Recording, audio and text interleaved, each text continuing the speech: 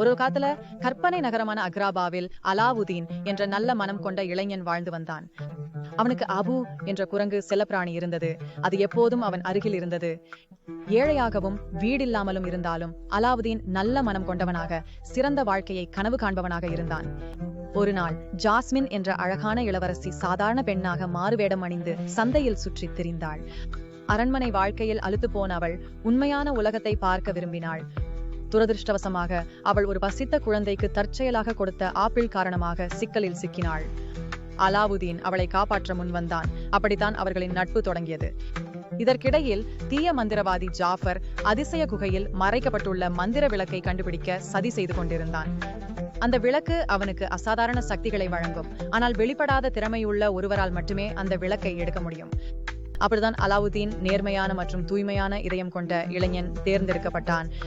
அலாவுதீன் அதிசய குகைக்குள் சென்ற போது அவன் மந்திர விளக்கை மட்டுமல்லாமல் பல நகைகள் மற்றும் செல்வங்களையும் கண்டான்.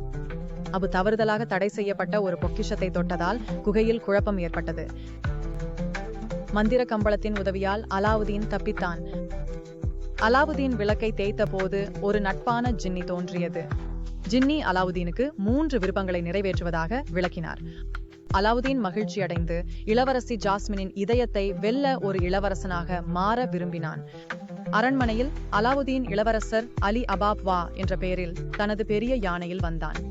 அவன் தனது கவர்ச்சியால் ஜாஸ்மினை கவர்ந்தான். ஆனால் விளக்கையும் அதன் சக்திகளையும் தனக்காக விரும்பிய ஜாஃபரால் கிட்டத்தட்ட கண்டுபிடிக்கப்பட்டான். இறுதியில் அலாவுதீன் தனது உண்மைத்தன்மையை ஜாஸ்மினிடம் வெளிப்படுத்தி காதல் என்பது பாசாங்கு அல்ல என்பதை காட்டினான். ஆனால் ஜாஃபர் விளக்கை திருடி தனது முதல் விருப்பத்தை அக்ராபாவின் சுல்தானாக மாற பயன்படுத்தினான். அலாவுதீன் துணிச்சலும் புத்திசாலித்தனமும் கொண்டவனாக தன் அறிவையும் ஜின்னியுடனான நட்பையும் பயன்படுத்தி போராடினான். ஒரு துணிச்சலான நகர்வில் அலாவுதீன் ஜாஃபரை ஏமாற்றி அவனது கடைசி விருப்பத்தை எல்லாம் வல்ல ஜின்னியாக மாற பயன்படுத்த வைத்தான். திட்டம் வெற்றி பெற்றது.